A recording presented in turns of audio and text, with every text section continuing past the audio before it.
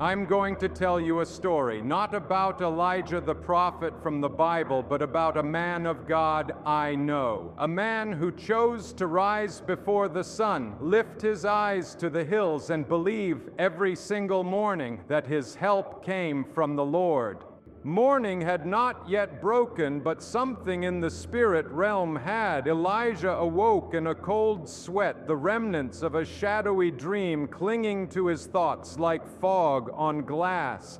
He couldn't fully remember the images, but he could feel their weight, confusion, darkness, whispers not born of God.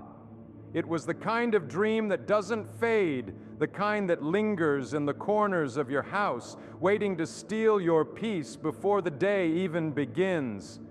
But Elijah knew better. He didn't reach for his phone. He didn't check the time. He swung his legs over the side of the bed, feet touching the floor like they were planting spiritual authority into the earth. There, in the silence of pre-dawn stillness, he whispered what his spirit had already begun to roar. I will lift up my eyes to the hills. From where comes my help? He said it again, louder this time, until the words didn't just echo in the room, but pierce the atmosphere. My help comes from the Lord. A divine urgency welled up in him. This wasn't just a verse, it was a banner, a war cry. Something was coming for his day, and he would not meet it empty. He walked through his darkened home, laying hands on door frames, whispering the word into every hallway, not out of fear, but out of alignment. The enemy had trespassed in his dreams, but he would not cross into the daylight. Elijah stood by the window, eyes lifted not just toward the horizon, but toward heaven. The hills were just the symbol. His help wasn't in the mountains, it was in the one who shaped them. Lord, you see what I can't. You guard what I don't even know needs guarding. You are my keeper. The words came out with fire, not formality. His eyes may have opened in confusion, but now they were fixed in faith. This was more than a morning routine. It was a morning defense, a declaration that before any phone call, before any stress, before any attack or opportunity could reach him, he had already gone ahead in the Spirit. I declare this day covered. I plead the blood over my mind, over my home, over my family. Every whisper of that dream was being silenced. Every plot of the enemy was being dismantled. He wasn't just waking up, he was taking ground, because when Elijah lifted his eyes, heaven responded and hell backed off. The air was sharp with the chill of morning, the kind of cold that startled the flesh but awakened the spirit. Elijah stepped outside barefoot, unbothered by the sting of the earth beneath him. His soul was burning hotter than the wind was biting. The sky was still inked in darkness, but he wasn't looking for the sun. He was lifting his eyes higher. My help comes from the Lord, he said aloud, his voice cutting through the stillness like a blade of truth. The maker of heaven and earth. He didn't whisper it in passing. He declared it with the authority of one who knew heaven was listening. The ground beneath his feet bore witness. The wind paused to hear it. Something ancient responded. The God who flung stars into existence and measured oceans in his hand was now inclining his ear toward the cry of one faithful man. In that moment, the atmosphere shifted. It wasn't loud, it wasn't dramatic, but something invisible moved. Elijah felt it in his bones. The resistance that hovered in the spirit world had lost its grip. The confusion from his dream broke like glass. What once weighed heavy on his chest now shattered under the sound of his confession. My help does not come from men. My help does not come from plans. My help comes from the Lord. He looked up, not to search for a sign, but to show the Lord where his eyes were fixed. The ground might have been cold, but he stood on holy territory. This was a spiritual transaction, a trade. He gave God his early morning, and God gave him authority for the day. He began to speak into the day before it could speak to him. I command this morning to come into divine order. I declare angelic assistance has been released. I proclaim no weapon formed against this day will stand. And heaven responded. Wings stirred in the unseen. Angels positioned themselves on assignments. What the enemy had planned in the shadows now faced divine interference. Elijah wasn't alone. He was backed by glory, because the one who rises early to seek God never rises alone. The same God who watches over Israel without sleeping had now surrounded his house. Elijah's voice became a gateway, and his faith opened floodgates. Nothing around him looked different, but everything in the Spirit had changed. He wasn't stepping into an ordinary day. He was walking into a day already claimed, already covered, already commanded by the one who keeps him. His help had answered, heaven had moved, and nothing in hell could undo it. The city lay wrapped in silence, windows dark, traffic still, the world tucked under the blanket of sleep.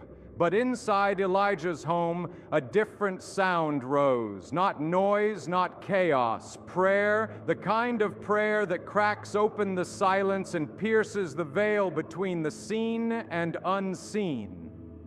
Elijah sat in the center of his living room, light dim, eyes wide. He had been stirred again, not by fear, but by calling. Something in his spirit refused to rest because something in the heavens was moving. He wasn't pacing. He wasn't anxious. He was planted, steady, alert. He had become a watchman on the wall of his home. He who keeps you will not slumber, he whispered. Again, louder this time, until the words became a banner. My God is not asleep. My God is not delayed. My God is not distracted. The clock read 3:17 a.m., but time was irrelevant. The natural world may have been sleeping, but the realm of the Spirit was active. And Elijah would not be caught unaware. He cried out, not in panic, but in promise. You are my keeper. You have not forgotten. You see what I do not see. You guard what I cannot guard. His words filled the walls of his house. The air began to feel different, weightier. What once felt like darkness now felt like covering. What once felt like isolation now felt like invitation. He lifted his hands not to beg, but to surrender. The night watch had become his altar, and he laid everything on it. Lord, I trust you with what I can't control. I release what I've carried. I yield every outcome into your hands. The tears that came weren't out of fear. They were holy, cleansing, and heaven received them as incense. The keeper who never sleeps was leaning in close. Elijah could sense it now. Divine attention, heavenly nearness. The God who guards Israel was standing post over his life. Outside, nothing had changed. But inside, Elijah had traded the weight of the unknown for the peace of knowing. His soul was no longer restless. He wasn't trying to fix anything. He wasn't trying to figure it all out. He was resting in the reality that his keeper doesn't blink, doesn't tire, and doesn't lose track. The silence of the city had been transformed. It was no longer absence, it was sacred space. The stillness was no longer empty, it was filled with presence. Elijah stood slowly, not because he was finished, but because he had been fortified. What the enemy meant to use to break him had only deepened his roots. And as he walked back to his room, one truth echoed louder than every shadow that tried to speak. God is not sleeping on my situation. He is watching, He is keeping, and He has never left. In realms unseen, a meeting had already taken place before the sun had touched the earth. A table of darkness was set, and Elijah's name was whispered in shadowed tongues. The enemy had drawn up plans. Delays were scripted, distractions assigned, temptations tailored. A quiet storm was scheduled to meet him at noon, a trap of offense laid for evening, and a spirit of heaviness had been dispatched to land just before midnight. But what hell didn't calculate was the altar Elijah built at dawn. Heaven had heard him before hell even made its move. His words were not empty air, they became fire. His declaration of Psalm 121 shattered protocols in the pit, while demonic forces assembled for ambush. Elijah's early cry had already activated angelic defense. "The Lord is my keeper." He had said it with conviction, and heaven had marked it as covenant. God doesn't just respond to volume, He responds to faith. And Elijah's prayer was not routine, it was warfare, the kind of prayer that goes before you, the kind that blocks what the enemy thought was certain. By mid-morning, a co-worker had come with a word meant to wound him, but Elijah smiled, unmoved. The snare of offense missed. At lunch, a call came with unexpected news meant to shake his confidence, but peace held him like a wall. Even in traffic, when impatience tried to rise, something greater overrode the pressure. The keeper had gone ahead of him. Assignments from hell were now wandering, confused. The spirit of heaviness found no landing strip. The distraction demon stood idle, its door closed. The spirit of failure circled but could not enter because the gate had been sealed before the day began. The Lord is your keeper. Not just a phrase, not a poetic line, a weapon, a shield, a sword drawn in silence. Elijah didn't even know all that had been avoided. That was the mercy of God to block what he never even saw coming, and heaven didn't just protect him, it exposed the plan. By evening, Elijah felt it. A weight that had tried to rise suddenly broke. He sensed the brush of angelic movement as his prayers from earlier echoed in the spirit. What was meant to unravel him had now been reversed. What was written against him had been rewritten by grace. And as night approached, he stood once more in the quiet of his home, lifted his eyes again, and whispered with renewed fire, "The Lord is my keeper." Hell had to rewrite its report. The trap failed, the plan was broken, the target had prayed, and the keeper had intervened. Elijah stood in the middle of his room, the word opened before him, the atmosphere charged with divine tension. This wasn't a quiet reading, this wasn't soft reflection, this was battle. Psalm 121 wasn't scripture for him anymore, it was strategy. Every verse was a sword, every word, a strike in the spirit. "I will lift up my eyes to the hills. Where does my help come from?" He began, voice firm, eyes unblinking. "My help comes from the Lord, the maker of heaven and earth." He placed his right hand over his heart and pressed in as if to steady his spirit. The cold from the morning had long passed, but the fire now kindled in his bones was undeniable. This wasn't recitation, it was resistance. The enemy had pushed all week. Delay, confusion, emotional unrest, but now the word was pushing back. "He will not let your foot slip," Elijah declared, stepping forward as if into a new realm. He felt the tremble, not in the floor beneath him, but in the realm just above the natural. His words were touching places unseen. "He who watches over you will not slumber." The pressure that had built all week, subtle tension, creeping doubt, began to lift. He didn't know when it started, but the room no longer felt heavy. Something had broken, something unclean had fled. "Elijah," he whispered to himself, "the Lord is at your right hand." The moment he said it, peace rushed in like a tide. Not gentle, not soft. It came with force, the kind of peace that doesn't soothe you first but evicts what shouldn't be there. Fear went silent, restlessness vanished. He could breathe again, clear, deep, whole. He looked to his right, not because he needed a sign, but because he believed what he said. The Lord was there, watching, standing, keeping. His right hand was not empty, it was covered. "The sun shall not strike me by day, nor the moon by night." he continued, his hand still resting over his heart. That verse had always been poetic to him, but not now. Now it meant something more. He would not be drained by the pressures of the day. He would not be tormented in the quiet of night. The Lord had taken his place beside him. He bowed his head, not in defeat, but in reverence. You are my keeper, my shield, my guard. There was no wind, no lightning, no sound, and yet something invisible had shifted, something undeniable had broken. What had clung to him in secret could no longer remain. He didn't need to feel goosebumps to know the glory had entered. He just knew, because when the Lord stands at your right hand, everything else must bow.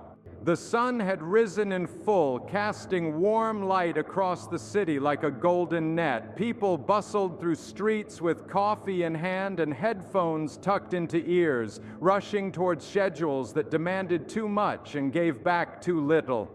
Elijah moved among them, steady in step but guarded in spirit. He had not just stepped into another work day, he had stepped into a battlefield dressed like a business floor. From the outside, nothing seemed different. A normal office, computers humming, voices murmuring behind cubicle walls. But Elijah sensed the pressure the moment he walked in. Not natural pressure, but spiritual. Something unseen hovered over the building, an invisible fog of anxiety and chaos. Conversations were sharp, smiles were strained, emails already stacked carried tones of urgency masked in fake professionalism. The air itself seemed to weigh down the shoulders of those who entered, but Elijah did not carry that weight. He walked to his desk, sat down, and before touching a single key, he whispered it like a shield, quiet but absolute. The sun shall not strike me by day, nor the moon by night. He didn't say it to sound spiritual. He said it because he believed it. The word wasn't a comfort quote, it was a covering. Immediately the pressure began to shift, not dramatically, not outwardly, but Elijah felt it. The grip of stress that tried to squeeze his chest loosened. The fog around his mind lifted. The spirit of distraction that tried to scatter his focus backed off. He wasn't entering the day exposed. He was entering it armed. Emails that were meant to frustrate didn't move him. A meeting meant to embarrass him ended in unexpected favor. What was sent to drain him could not reach him. The sun had no permission. Co-workers noticed the difference. They didn't say it aloud, but they saw it. While others cracked under the demands of the day, Elijah remained composed. While tension swirled, peace wrapped around him like a mantle, because when you are kept, you are not controlled by atmospheres, you command them. Throughout the day, as moments of pressure rose, Elijah whispered the word again, "The sun shall not strike me, I am kept." Every time he said it, the heavens responded, not because he was louder, but because he was aligned. The Lord had gone before him. The Lord was beside him, and now the Lord was surrounding him. As he walked out of the building that evening, the sun lowering behind glass towers and steel beams, Elijah smiled. He had not been touched, not by pressure, not by burnout, not by the enemy's midday attack. He was still whole, still clear, still protected, because when the Lord keeps you, even the heat of the day loses its power. The night crept in without sound, but the silence was a lie. Beneath the surface of stillness, something stirred. Elijah felt it before he saw it, a shift in the air, a weight pressing into the corners of his home. It wasn't fear, it was discernment. Something dark had been permitted to test the threshold. The enemy, emboldened by shadows, had returned to strike in the hour when most are asleep. It began with the children. A sudden cry pierced the hallway, then another. Both of his sons, restless and agitated, tangled in blankets and twisted dreams. He rushed to their doors, heart alert, not in panic, but in posture. He didn't flip on lights. He didn't speak in soothing tones. He stood in the hallway like a gatekeeper, feet planted, eyes closed, spirit burning. "The Lord shall preserve you from all evil," he said. The words didn't just fill the air, they struck it. Demonic interference recoiled. Elijah didn't raise his voice, but authority surged through every syllable. The hallway, moments ago tense with unrest, began to shift. The temperature changed. The heaviness lifted. Something had been arrested. He placed his hand on each doorknob, not to enter, but to seal. Not with locks, but with declaration. I plead the blood of Jesus over this room, over every dream, over every thought, over every breath. Inside, the children began to settle. The restlessness stopped. The cries faded into calm breathing. It wasn't comfort that came, it was peace. The kind that only arrives when heaven steps in and darkness is forced to step out. Elijah turned, slowly walking the length of the hallway, speaking softly but boldly. "You will not have my house, you will not have my children, you will not pollute their rest. The Lord shall preserve them from all evil, now, tomorrow, and always. Every spirit of torment, every whisper of confusion, every night phantom dispatched to sow fear, bound, dismantled, sent back." He didn't need to know their names. He just needed to exalt the name that was above them all, Jesus. He returned to his prayer corner and lit the midnight oil again. Not literal flame, but spiritual fire. Intercession stirred within him like a river finding its voice. This was not a disturbance. This was a call to war when others sleep, a call to stand when most lay down. The home fell quiet, but Elijah remained awake, hands lifted, word open. "The Lord shall preserve you from all evil." It wasn't just a scripture, it was a wall, it was a shield, it was a line the enemy could not cross. And as the clock inched toward morning, peace had reclaimed every room. Elijah didn't rest because the night was over. He rested because the battle was already won. The fire came fast. It didn't knock. It didn't warn. It simply broke in. First, it touched the body. Elijah's youngest collapsed with fever so high it blurred his speech and dulled his eyes. Panic tried to rise, but Elijah didn't let it breathe. He laid his hand on his son's head and declared what the doctors had not yet spoken. "The Lord shall preserve your soul." Then came the phone call. The emergency fund, what little they had saved, was gone. A frozen account, a miscalculation from the bank, a sudden demand from creditors, bills that couldn't be delayed, debts that couldn't be ignored. Elijah's heart clenched for a moment, not from fear, but from the weight of responsibility. But he didn't bow under it. He whispered again, this time through clenched teeth and tear-filled eyes, "The Lord shall preserve your soul."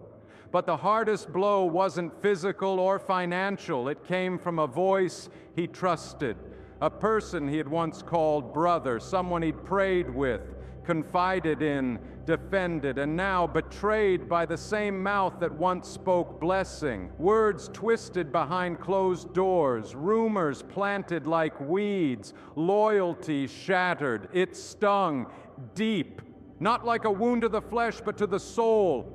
That's when Elijah felt the fire touch the part no man can see, the inner man, the battle beneath the ribs, the one not measured by fevers or finances, but by whether or not the heart gives way.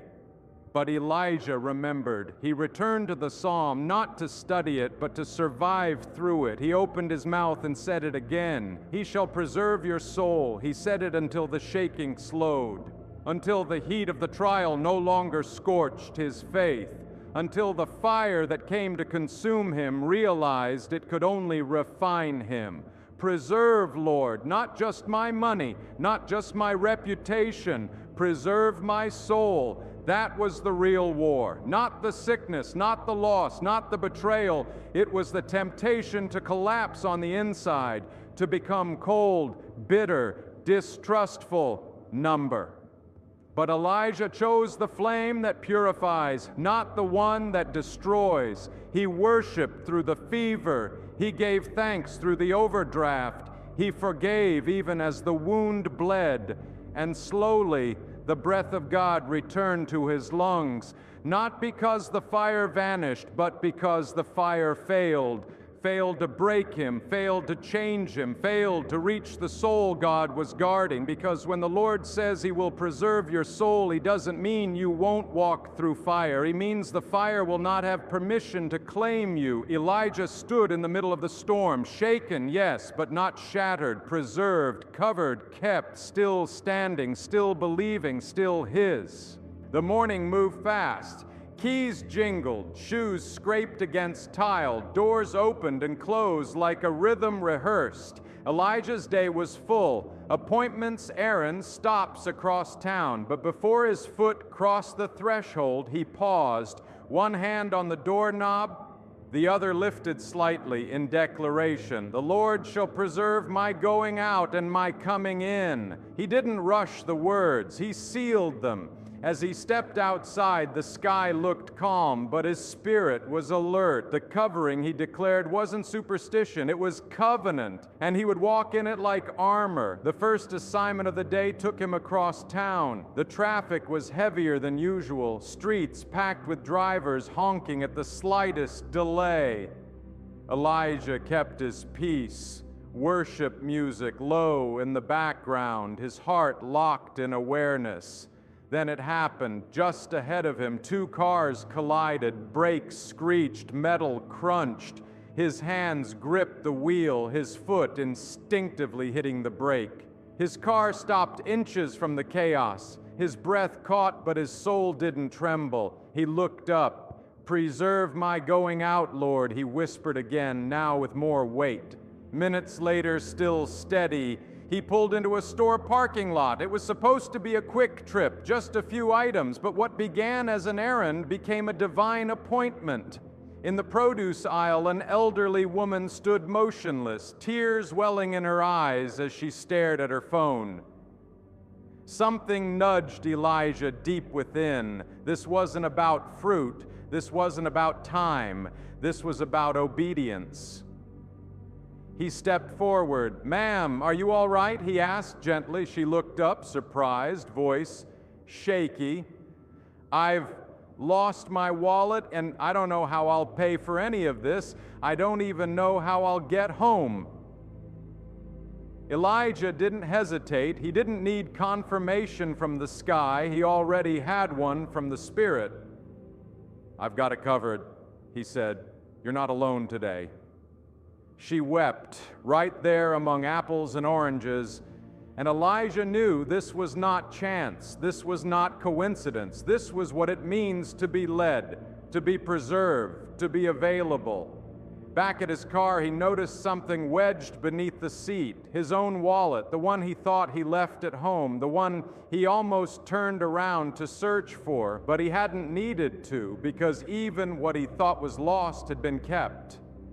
"The Lord shall preserve your coming in." He drove home that evening under a sky streaked with color, sunset stretching across the horizon like a painting. Peace filled the vehicle. Gratitude filled his chest. He had gone out, he had come in, and every step was watched, guarded, sealed. Nothing was random. Everything had been covered. The day had been long, not because of tasks, but because of pressure, the kind that doesn't show up on a calendar but weighs heavy on the soul. Elijah sat in his prayer corner, still and silent, not numb, not faithless, just weary. The kind of weariness that slips in unnoticed, wearing the disguise of discouragement and the scent of surrender. The whisper came subtly, "You're praying too much, nothing's changing, you keep showing up, and what do you have to show for it?" He didn't cry, he didn't flinch, but the whisper settled like dust on his shoulders, and he felt it. that slow temptation to disengage, to pull back, to quiet the fire, to do just enough to appear faithful without actually being fiery. But deep in his spirit, another voice rose. I am your keeper. It came like thunder without volume, like a sword without sound. The voice of God doesn't shout to compete with lies. It simply speaks, and everything else must go silent. Elijah felt it rise in him like a second wind, a holy defiance that refused to bow under exhaustion. He stood up slowly, went to his small shelf, and reached for the oil. He didn't wait for someone to come anoint him. He anointed himself. He poured the oil into his hands and touched his forehead, whispering with fire beneath his breath, you prepare a table before me in the presence of my enemies. You anoint my head with oil. My cup runs over. The enemy didn't expect that. He expected silence. He expected retreat. He expected surrender. But Elijah stood, not because his body felt strong, not because the day had been easy. He stood because the oil reminded him who he was. He stood because the word wasn't theory, it was covenant. He stood because being kept didn't mean being spared from pressure, it meant being preserved under it. He walked through his house with oil still on his head and scripture still in his mouth. I am not forgotten, I am not losing, I am not alone, I am kept. The whisper of hell faded into the background. The fog of weariness cleared. What was meant to make him sit down had caused him to rise. The very pressure that tried to break him had revealed something greater. He was not standing in his own strength. He was anointed to stand, and that anointing didn't come from applause or ease. It came from the secret place, from the prayers no one sees, from the oil poured in quiet rooms, from the God who sees when no one else does. By the end of the night, Elijah wasn't just still standing. He was stronger. He was sealed. He was kept. The corner of the room wasn't large, just enough space for a worn chair, a small wooden table, and a single oil lamp. But to Elijah, it was sacred ground. He didn't build it for beauty. He built it for battle, a place where heaven could visit and darkness had no voice.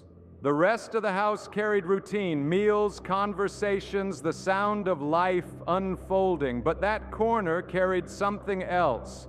Authority, fire, presence. He called it the watchtower. It started with him, early mornings and late nights, whispering Psalm 121 into the walls like planting seeds in the unseen. I lift up my eyes to the hills. My help comes from the Lord. He didn't know when the shift happened, only that it did.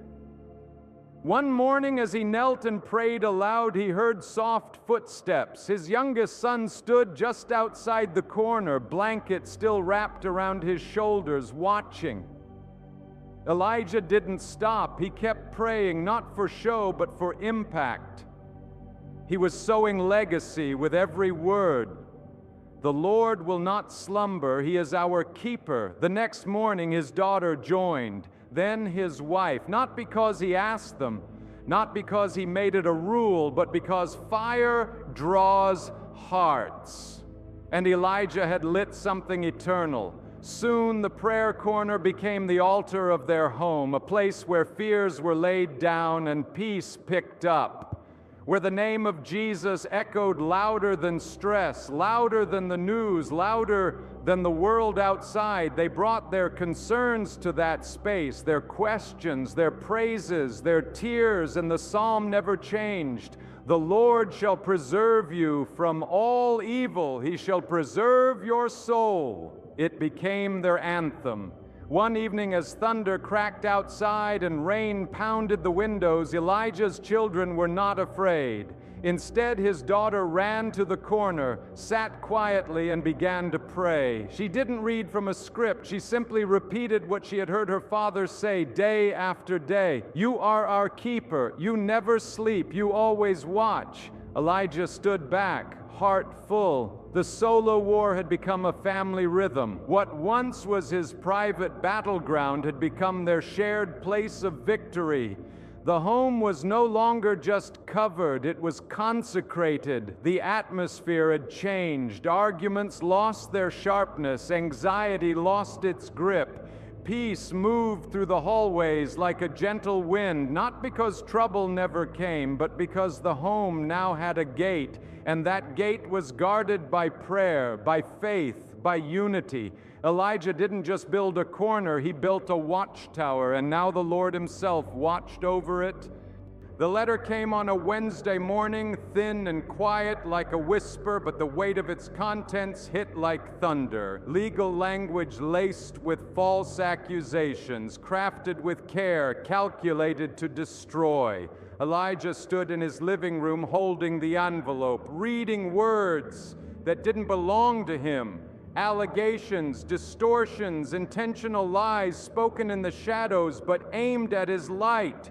A part of him wanted to defend himself, to speak up, to fight fire with fire, but something deeper told him otherwise. Not fear, not weakness, wisdom. He placed the letter on the prayer table, opened the word, and went straight to the psalm that had become his backbone. I will lift up my eyes to the hills. My help comes from the Lord. He said it slowly, every syllable cutting through the weight of injustice like a blade. He didn't pray to be proven right. He prayed to be held steady. He didn't beg for retaliation. He asked for righteousness to rise. The Lord shall preserve you from all evil. This wasn't just slander. It was strategic, meant to drain his strength, distract his focus, delay his purpose. But Elijah knew how to fight without fists. He stayed quiet before people and loud before God. Day after day, the process unfolded, calls, questions, cold looks from co-workers who had heard the rumors. He didn't explain. He didn't retaliate. He just returned to the secret place, to the psalm that had kept him in every storm. He reminded himself again and again and again, the Lord is your keeper, the Lord is your shade at your right hand. Then suddenly, without warning, the case collapsed. A witness came forward, not someone Elijah had called, not someone he even knew well, but someone moved by truth. Their statement unraveled the lie. Emails were uncovered. Motives were exposed. The scheme that was meant to trap him became the testimony that promoted him. The silence Elijah kept became the sound that echoed loudest. The restraint he showed became the platform for his vindication. The very weapon formed to take him down became the reason new doors opened. By the end of the week, the same people who questioned him were now offering him higher ground, a promotion, a shift in position, influence that hadn't been bought, earned, or begged for, just appointed. Because when the Lord fights back, he does it with precision. He exposes what was whispered, he unmasks what was hidden.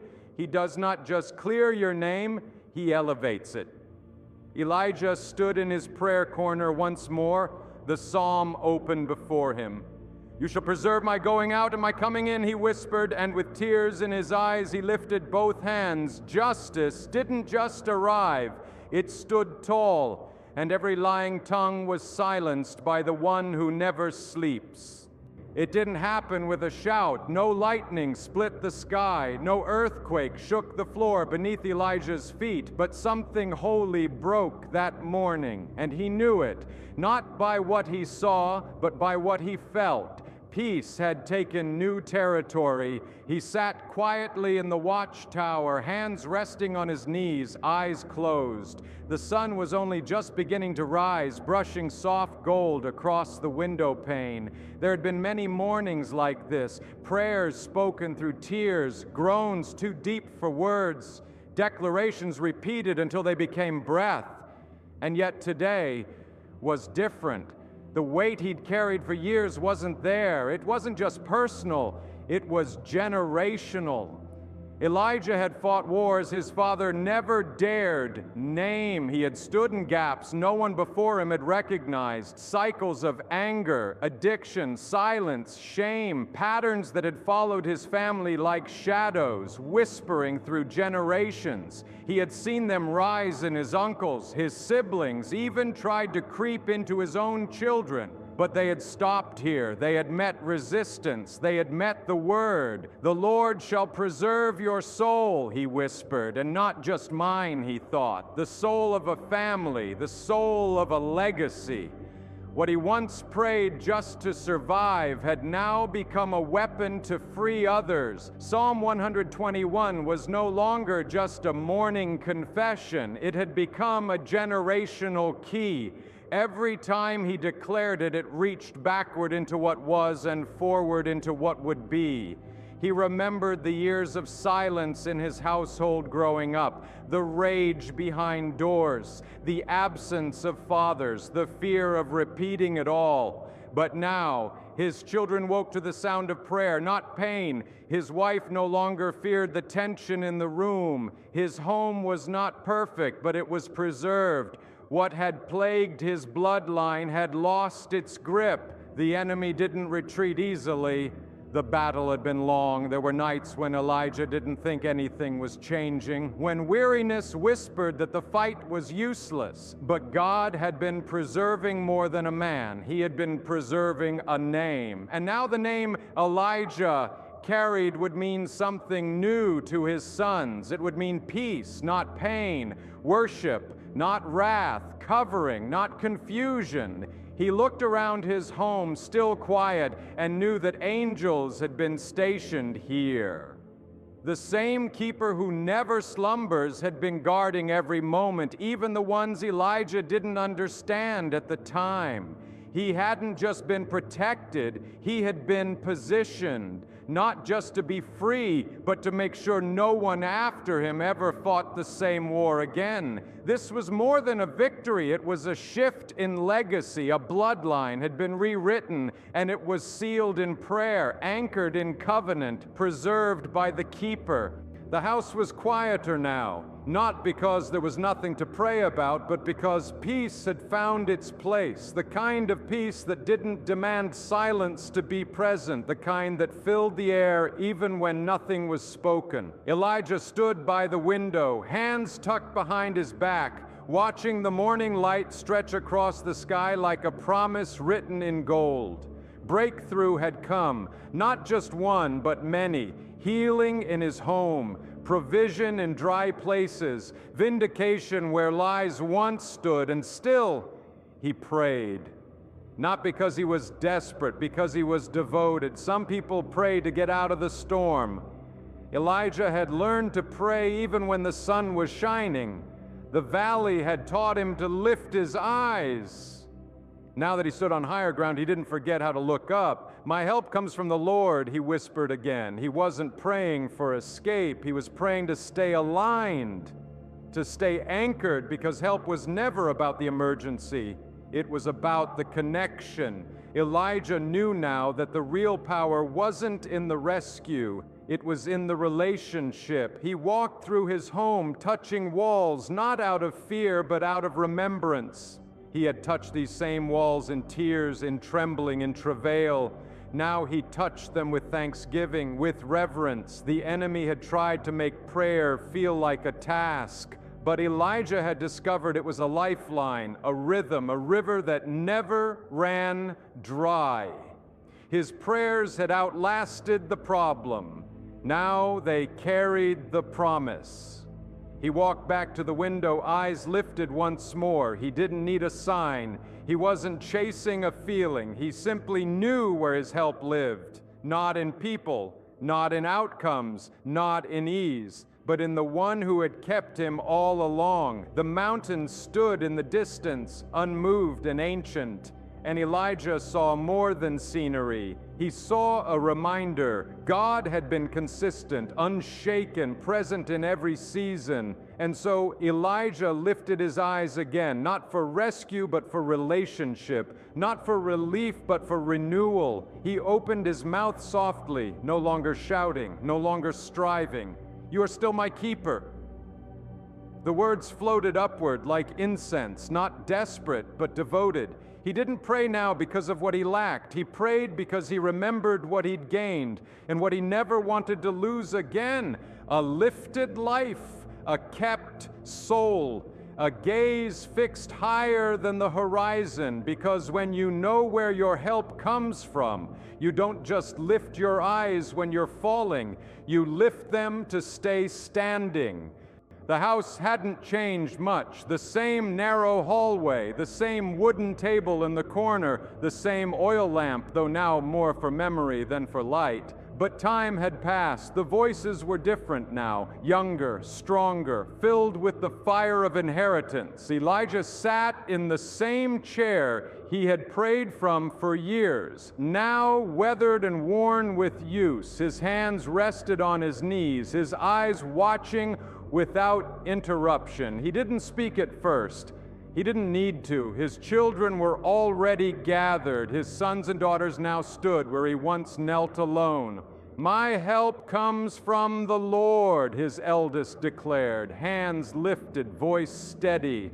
"The maker of heaven and earth," his younger son continued. They weren't reciting to remember, they were declaring to rule. This was not ritual, it was legacy. The kind of prayer that had been soaked into the walls, stitched into the rhythms of the home, lived out day after day, year after year, until it wasn't just practice, it was identity. Psalm 121 wasn't just a family favorite, it was their spiritual inheritance. They had watched it preserve their father, they had seen it lift their mother, they had witnessed its truth in every battle that tried to shake their house, and now they carried it like a sword of their own. Elijah's eyes watered, but he didn't wipe them. These were not tears of sadness. They were the flood of fulfillment, the kind of joy only heaven could measure. What he once declared in faith, his children now declared in power.